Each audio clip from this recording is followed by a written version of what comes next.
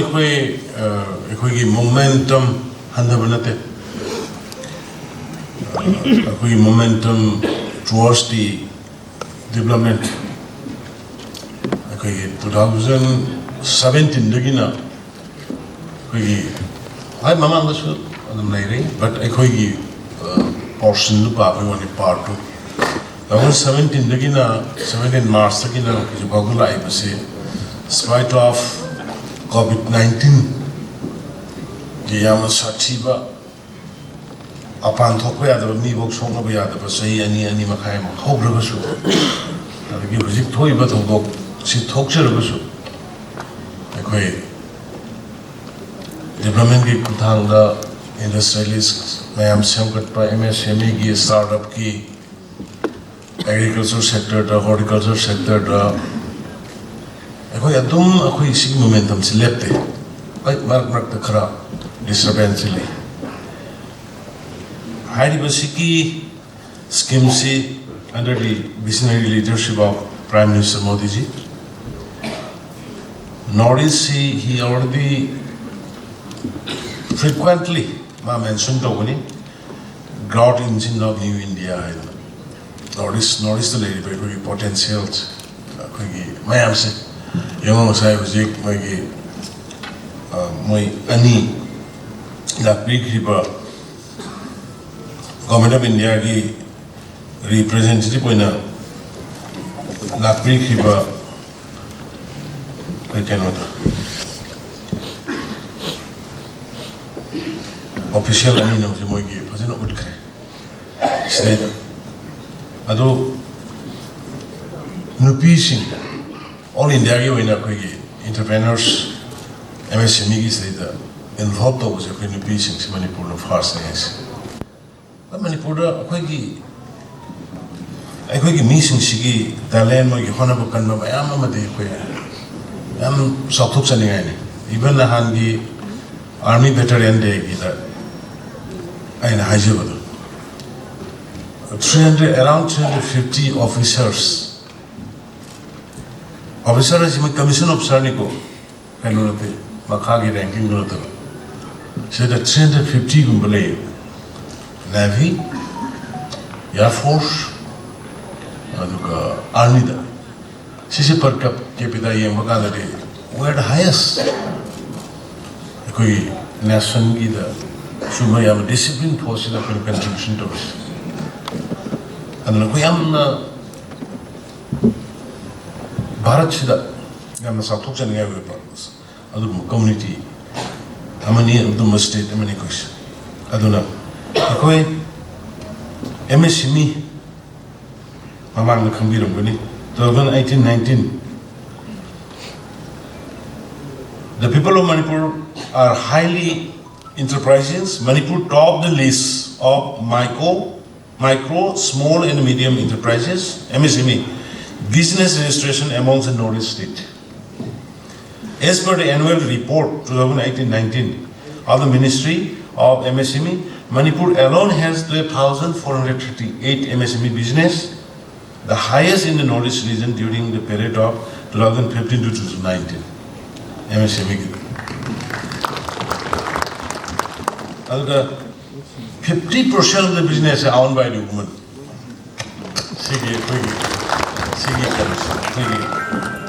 I am the honorable canvas. I think Manipur national population only 2% in population. But whereas MSME is shared with 3%, 0.3% of shared away. Population is 0.2% shared away. MSME is 0.3%. 0.3% gain away. And Hosiki, Unatine, Aduga Ramp, and a live Posi, and Saraji Duran, Aguilar. Zama, Yamfasanaman, Manipusima, Ada Gimoina Targa, the later missing among AM. Narrative said the leader, Tobam, lay by Taraka. The later, I said quite nothing credit on Awana lady, it's okay, but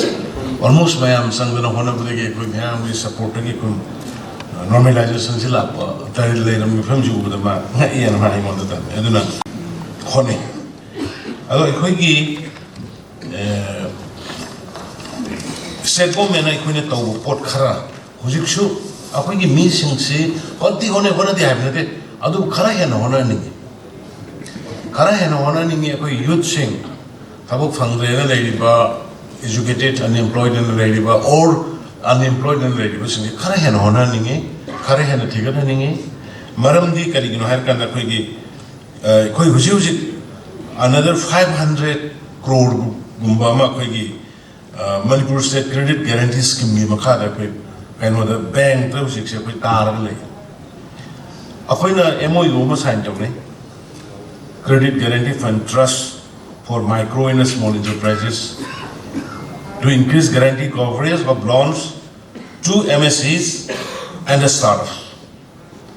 Startup ki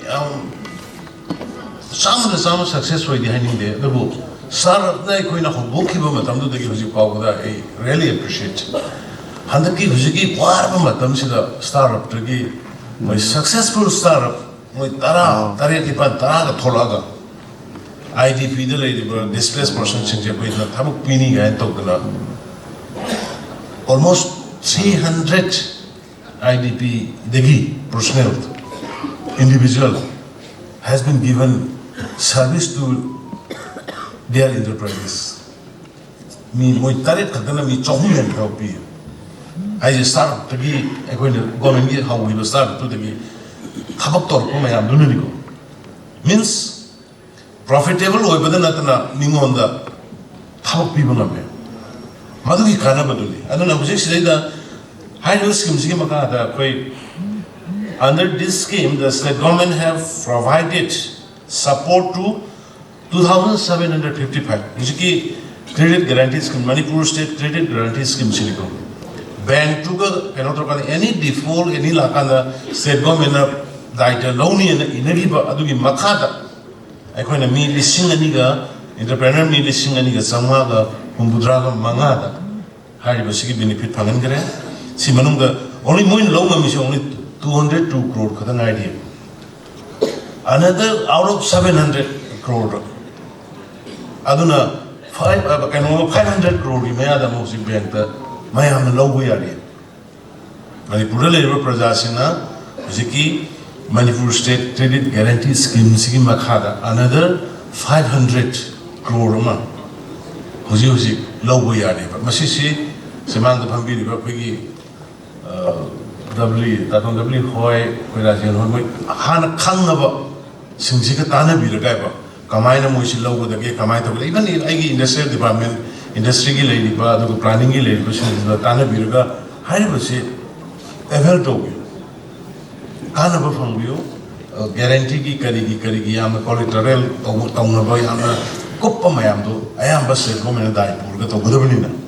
ana si ko dong sa ba si masu lahoningi adagi net fee si I am hena khange koi 2022 the launch to kibani aduga to increase availability of funding avenue for startup si mayam khabyo startup tana koi economy revival gi schemes planning department ke makada hada koi na in spite of having agriculture department and the horticulture department, planning department, the sale tongan hane. Economic revival, particularly in agricultural sector. Agriculture and the horticulture sectors the Masia Amona Tonga by the around 6 crore Maru Maran, Later. Kanogi normal agriculture lady ba, Maru Maran, Sahi lady ba. Pivon thopa aduga horticulture gi leiba adugi mathakka another koi budget gi koi 6 crore ma coffers phunone thamaga madudagi leira ka koi paksana anda simon mara thahalle yen thoi aduna handa ki lakada barabi crops ki koi mahi maro kari gi to bosigi da koi gi production se am satina koi hangit kani aduga loina koi madu bhajana stories to nana ba koi all stories kari so koi sabsana koi arrange to same sa adum loi masida da ina panjanin mi si gi da khoi da wali se marketing gi se marketing gi kari gi si asi gi sumaina I want to request to the industry department or whoever the concerned, might be the planning department. Lairiba koi gi si buyer seller meet kumba production ji puthoka da suppose those who knows they are sending our products to even the European country da sahau thari pineapple thari adege koi Delhi da Pune da Mumbai da koi gi store hangaga koi gi production ji ada yole but khangdaba mayam su lei khangdaba mayam si sumasi sumaina ꯑꯩꯈꯣꯏꯒꯤ ꯈꯔ ꯃꯆꯨꯟ ꯊꯣꯡꯕꯁꯤꯅ ꯏꯟꯗꯁꯇ꯭ꯔꯤꯒꯤ ꯗꯒꯤ ꯑꯣꯏꯔꯣ ꯑꯃꯗꯒꯤ ꯑꯣꯏꯔꯣ ꯇꯧꯔꯀꯥꯟꯗ buyer ꯁꯦꯂꯔꯒꯤ ꯃꯤꯠꯀꯁꯦ ꯈꯔ ꯇꯧꯕꯤꯌꯨ ꯃꯄꯥꯟꯗꯒꯤ ꯑꯦꯖꯦꯟ ꯕꯥꯏꯌꯔ ꯀꯥꯡꯕꯨꯁꯤꯡ ꯀꯧꯕꯤꯔꯒ ꯁꯤꯗꯩꯗ ꯀꯃꯥꯏꯅ ꯌꯣꯟꯒꯗꯒꯦ ꯀꯩꯗꯧꯒꯗꯒꯦꯁꯦ ꯈꯔ ꯇꯣꯏꯅ ꯇꯧꯕꯤꯕ ꯑꯃ ꯈꯪꯍꯟꯕ ꯑꯃ ꯆꯪꯉꯦ ꯄꯤꯒꯦ ꯃꯗꯨꯃ ꯏꯟꯗꯁꯇ꯭ꯔꯤ ꯗꯤꯄꯥꯔꯠꯃꯦꯟꯇ ꯇꯧꯁꯤꯔꯥ ꯑꯗꯨꯒ ꯄ꯭ꯂꯥꯅꯤꯡꯅ ꯑꯦꯔꯦꯟꯖ ꯇꯧꯁꯤꯔꯥ ꯑꯗꯨꯒꯨꯝꯕ ꯈꯔ ꯑꯗꯒꯤ ꯑꯩꯈꯣꯏꯗ ꯃꯦꯖꯔ ꯆꯦꯂꯦꯟꯖꯦꯁ ꯈꯔ ꯍꯧꯖꯤꯛꯀꯤ ꯑꯩꯈꯣꯏꯒꯤ ꯁꯤꯗꯁꯨ ꯑꯗꯨꯝ ꯃꯌꯥꯝꯒꯤꯗ ꯌꯥꯎꯕꯅꯤ Sida koi na thengai report se technical support kari leibadagi koi MSME gi kari gi si registration gi da ODM gi sida koi madugi awat pa leiba ason pa leiba lack of technical support and awareness gi amathok dai awareness aduga kanu gi da MSME gi si 70% of the report payment delay to MSME Masidi government and about entrepreneur Asigi understanding about banks in issue we have to push them and the banks matam sana prasada wahanda baita industrialists in the entrepreneurs in the wahanda but the banks in Siam to interaction to Haminaba loans in the Yauna, banks in the government responsible officers in the Haminaga, we must do Matoktai. The Gima Amana launching again in a bishop, launching the sea, Hojiptika di Sinkanare. Mamang dia koi jibu lolo to sing singa adung car tong tho le ngara bani sa yung sa gai ra gai ba mayam loina khanga ka si lon sing mo khotpa adu khara khai dia dum sochari ko repayment gum kari gum si aduna aina mayam da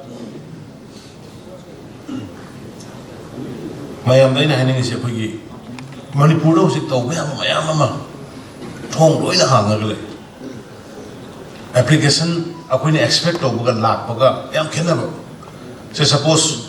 one family one livelihood and akwai government na launch of the thaba phangdaba or laila su inthina phajina tamhudraba sarkar gi thabuk su to boya draba the industry so su to ngam sa to lai dai maju ki livelihood wenena bene aduna koi na PLC 30% grant ni aduga 70% loan maximum 10 lakhs kolobe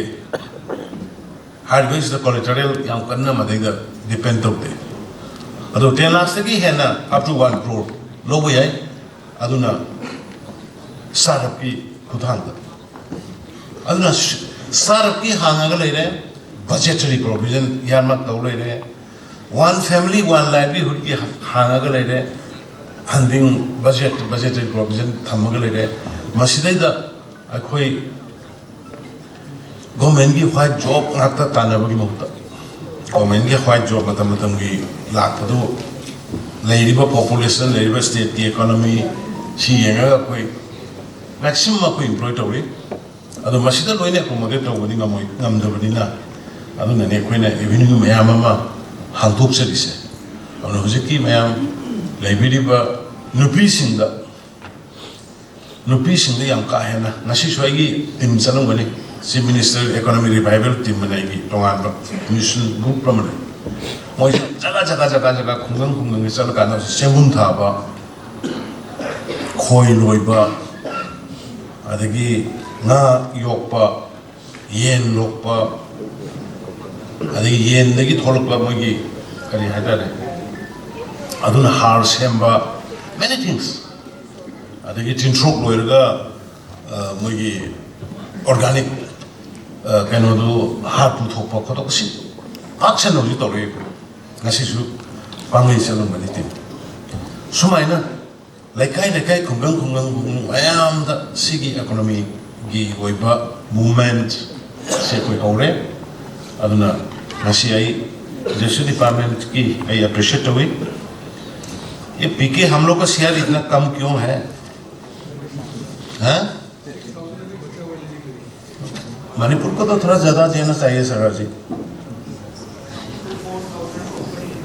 अच्छा above the 3,300 4,000 is open we can ask चलो Sadar ji thank you Yarmak tu giwanita. Masa adu naina mayam ngasi timbiri mayam industrialist mayam mayore government employee kaudaba se private entrepreneurs private industrialists ne piri ba employees so company se koi hospital gi hotel gi kaubiri ba mayam sina su mateng pangi se employee piri se company adu na koina koi government na high ba successful entrepreneurship industrialism aduga upcoming makhoi da idea leba honaning ba financial paisa funding di lekta ba kangu se koi moisi makut paira ga purga pusal la kana moida koi paisa pina na ba moina tanan bana ta ba those who identify those who know those who have the potential moisi koi na moina loan thaba ta no mo ka koi na sala pige aina han bagi koi startup hudur koi se startup ahan ba hudur koi se ai sama interview lo yo you might remember my old colleagues in the very beginning of the startup this was launched in 2018 I personally present in the interview as a board member maram di mana to buidu kari no moina purga la ai sara ka purga se ID ma ke worso sara puro la ko ai mo do madu ki thrilling ama feel the power adagi ne paisa loan piwa matam da moida sanction da matam jangan dia matam jangan lagadi paisa tingal lagadi mi do thabu phajana tawte adu matam jangan da ba paisa tingal da ba do na paisa se phangal lagadi madu return su phajana tawninge adu hona basu madu de hona ninge aduna han bi sara ba ko bui kanda ayamna isama interview yor kanda tawjaki bani aduna ujik matam da example am kada gaya je strawberry se Manipur da nahi milta tha strawberry वो एक 3 piece में है ना 45 rupees सोदा वो हम खरीदने के लिए जाता था वहाँ पे MBC ले लिबा दुगी ममांग दा प्रासित दे योल के दिल्ली दे की कल रात पूरा योल बजाने 3 पीस पे 45 रुपीस तो आई ले ये बच्चों के लिए आदू दगी आई नाइस ये है तो कदा दे when I started a startup I me ma kanu di Imphal East ki magi ke nong ko ubo social media da strawberry je thaba mai mamin doi ka ade ma sai direct kau bune direct ai ki office ta kaurga rupa lakh ani ma ina magi lanai wena pire aduga startup ta crore magi paisa admai wena sum subject to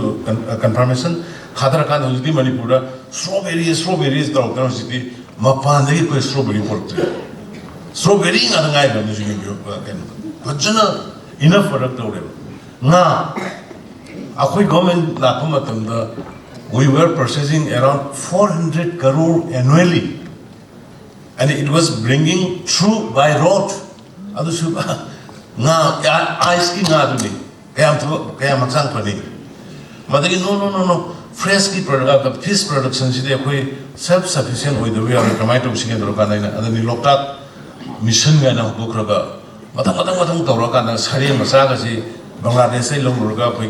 maitai sareng ana khna badu si hujikti macha sinaga poe da khoi India manung da देखिए हम ही अकेला state है India के अंदर में वो सारियों को क्या बोलता है अदुगी बच्चा का पोहर लगे से तो उन्हें से कोई से करेंगे नहीं फर्स्ट अगर नाज़ी उसी अखोई हाना 400 करोड़ से ही खुदी की प्रोग्राम बदल उसी just it has reduced to only 200 crore 200 crore में देखो मेकअप तो बुंगा मैं अखोई मैं आमसना पुथोर पड़े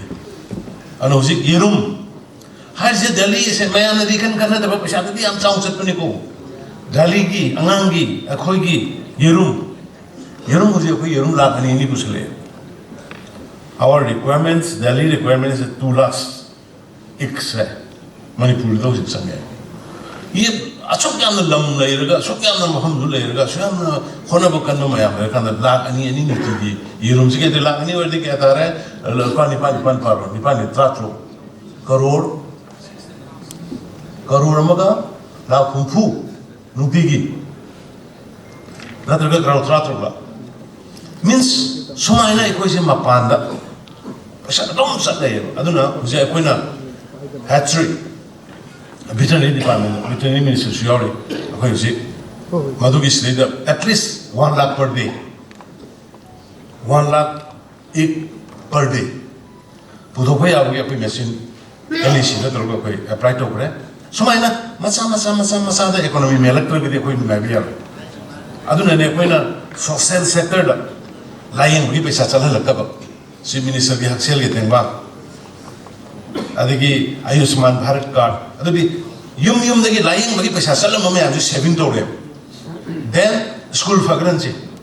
प्राइवेट स्कूल दा फी थी बगी अदगी कनो दा भी टैक्सी की भाड़ा की ट्यूशन की भाड़ा की चला ममे आज मधु सेविंग तो रे सुमाइना स्कूल फगरन से दा सेविंग तो रो स्कूल की एक्सपेंडिचर दा टेक्स्ट बुक लेबा दा यूनिफॉर्म लेबा चला म पैसा में इमुंग दुगी सेविंग तो रे line नबगी health for all free दा कोई टेस्ट हो मई थारपा CMSC की फंडा लाइन जगह मिना लाइन पर चंग तो पैसा सेविंग तो